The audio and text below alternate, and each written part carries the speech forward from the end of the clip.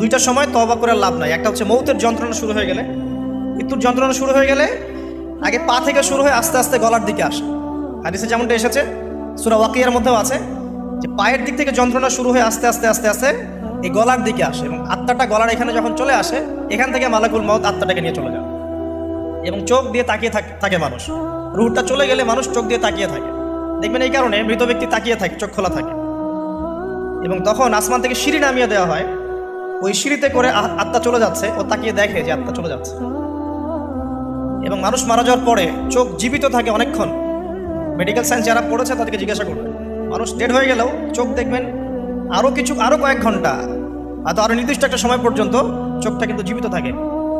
এই জন্যে চোখ বন্ধ করে দিতে হয়। যাই হোক, যেটা বলছিলাম যে মৌতের যন্ত্রণা শুরু হয়ে গেলে তওবা করে লাভ নাই, তওবার দরজা বন্ধ। আর পশ্চিম দিক থেকে সূর্য উঠে গেলে তওবা করে লাভ নাই, তওবার দরজা বন্ধ।